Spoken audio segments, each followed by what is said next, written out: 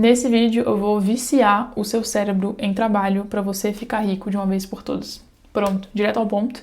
A gente sabe que a maioria das pessoas sabe exatamente o que fazer para ficar rico, sabe exatamente o que fazer para emagrecer, sabe exatamente o que fazer para ter uma vida melhor, mas não faz. Por quê? Porque procrastina. Se você começar a fazer o que você já sabe que você tem que fazer hoje, e você manter essa constância por anos, é matematicamente impossível você não ficar rico. Então, nesse vídeo eu quero te ensinar a viciar o seu cérebro em trabalho para você parar de procrastinar o que precisa ser feito e para que a partir de hoje você comece a trabalhar para realmente construir a sua riqueza e o seu patrimônio. Durante alguns anos da minha vida, eu trabalhava quase que o dia inteiro. Eu acordava 4 horas da manhã, tomava banho gelado, começava a trabalhar umas 4h30, 5 horas da manhã. Eu parava para almoçar e para jantar, mas eu só desligava o computador 6 horas, 18 horas ali da noite, para poder ir para academia.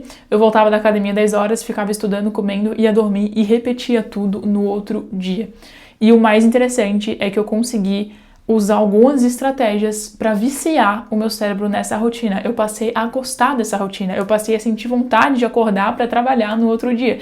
E não porque eu trabalhava com algo extremamente divertido, mas é porque eu soube usar a neurociência ao meu favor e alguns estudos que a gente já tem sobre o nosso cérebro para manipular o meu próprio cérebro a gostar de trabalhar e a gostar de fazer aquilo que vai me dar muito resultado. Primeiro passo de todos, você precisa entender que a motivação, muitas vezes, na verdade, 99% das vezes, não vem antes de você começar algo. Existe esse grande mito da motivação, que a motivação é a vontade que eu sinto de fazer alguma coisa. Então, se eu acordei hoje com vontade de gravar esse vídeo que você está assistindo agora, eu vou gravar esse vídeo. Se eu acordei sem vontade, sem motivação, então eu vou ter que ter muita disciplina para iniciar a gravação do vídeo. Só que algo que as pessoas não te contam, mas que você pode reparar na sua própria vida, é que muitas vezes a motivação não vem antes de você começar uma tarefa. Ela vem enquanto você já começou a fazer aquela tarefa. Porque a neurociência já mostra que o mais difícil não é fazer algo, é começar a fazer esse algo. Ou seja, eu começar a gravar o vídeo é muito mais difícil do que eu já ter ligado a câmera, já estar sentada, já estar falando e terminar o vídeo. Terminar o vídeo é muito mais fácil. Então, o ato de começar a tarefa é muito mais complexo do que o ato de fazer a tarefa de fato. A motivação não é só a causa da ação, ela é muitas vezes a consequência da ação. Então, se você conseguir entender que o passo mais difícil para você sempre vai ser iniciar, ou seja, sentar a bunda na cadeira e começar a ver a aula, vai ser muito mais difícil do que, de fato, continuar vendo a aula. Sentar a bunda na cadeira e fazer o que precisa ser feito vai ser muito mais difícil do que você continuar a fazer o que você já começou. E quando você entende isso, você começa a conseguir enganar o seu cérebro. Então, por exemplo, o que eu faço hoje em dia? Se eu preciso gravar um vídeo e eu não quero gravar o vídeo, sim, eu também sinto preguiça, eu literalmente falo, beleza, Amanda, a gente vai se arrumar, a gente vai colocar a roupa, vai fazer a maquiagem, vai colocar a câmera. E se ainda assim, com a câmera ligada, você não quiser fazer, você não quiser de jeito nenhum fazer, eu te dou o direito de não fazer.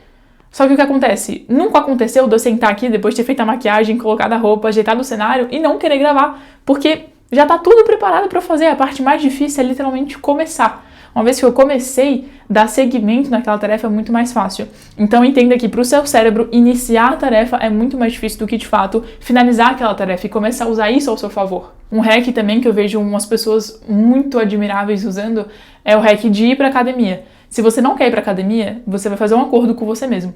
Você tem o direito de não treinar, mas você precisa ir para academia.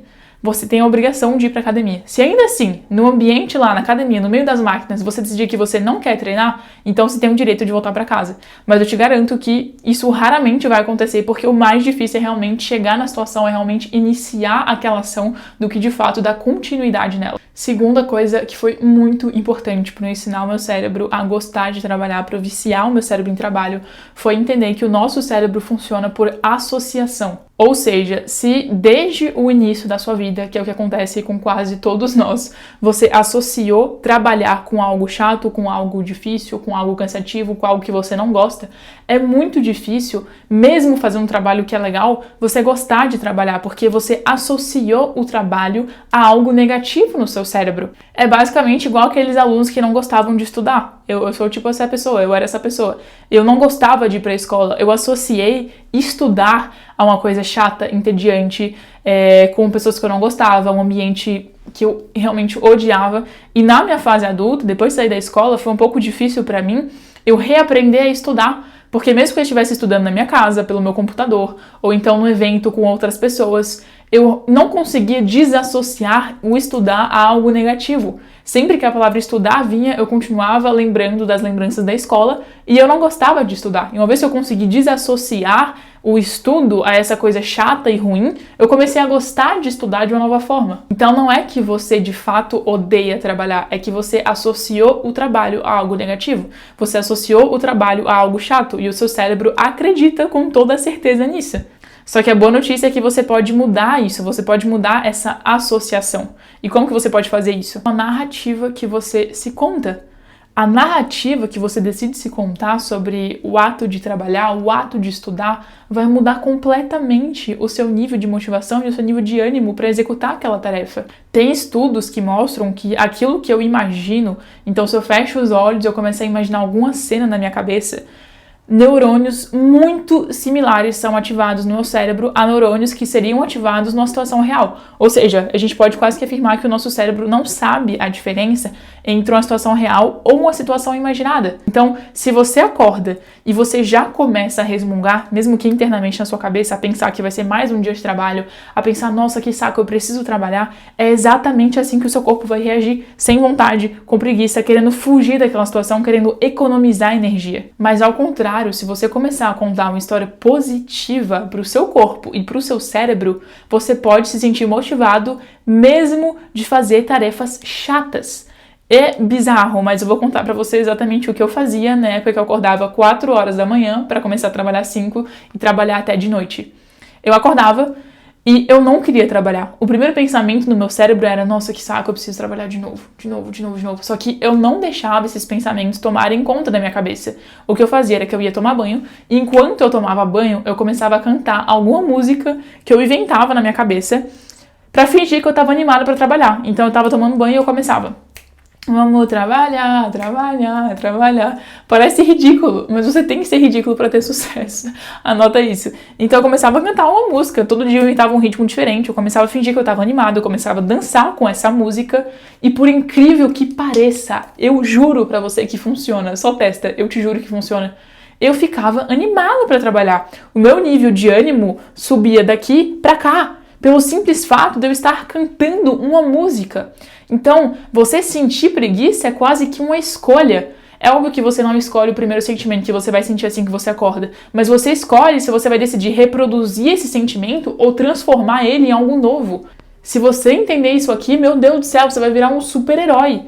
Se você entender que você tem a capacidade de usar os seus sentimentos ao seu favor para fazer o que precisa ser feito, a sua vida vai mudar. Então, o que eu fazia era literalmente contar uma nova história para o meu cérebro. As histórias que você conta para si mesmo vão definir o seu nível de felicidade, vão definir o seu nível de gratidão, vão definir o seu nível de motivação. Então, eu só contava uma nova história para mim mesma.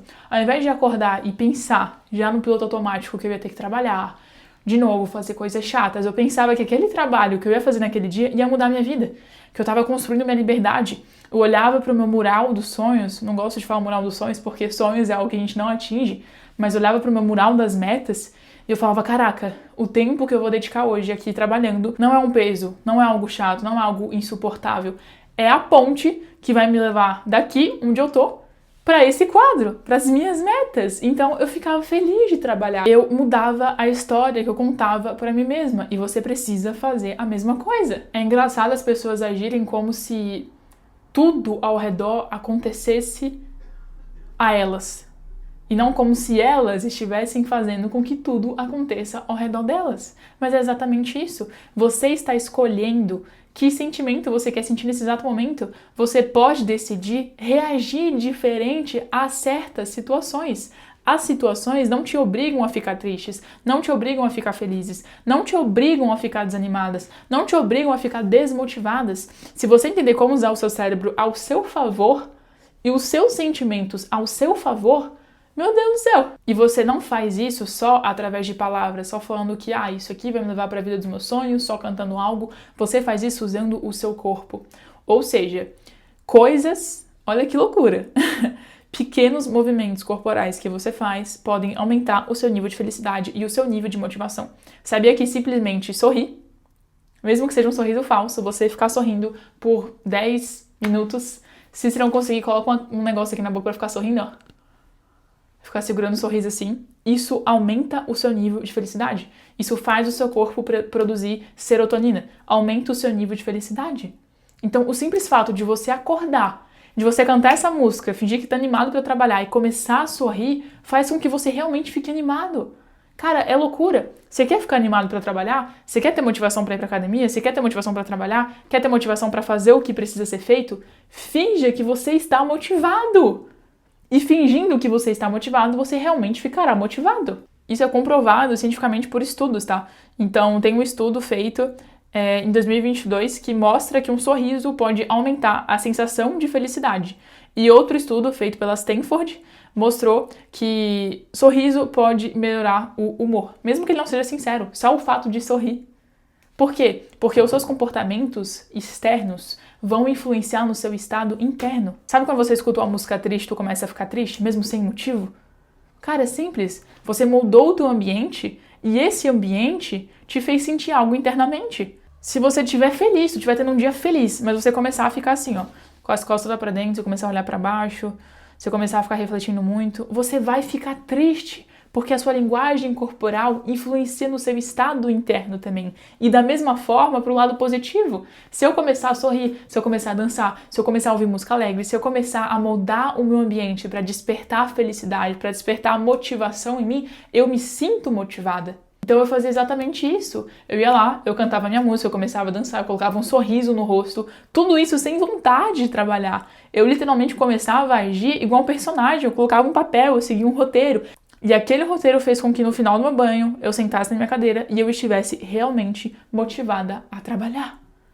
Só testa isso na sua vida, testa isso, por favor, testa isso, porque eu te garanto que vai mudar a sua vida. Se você quer mudar, na verdade, você vai ser obrigado a fazer isso, porque caso contrário, você vai continuar treinando o seu cérebro a mandar em você, em vez de você mandar nele.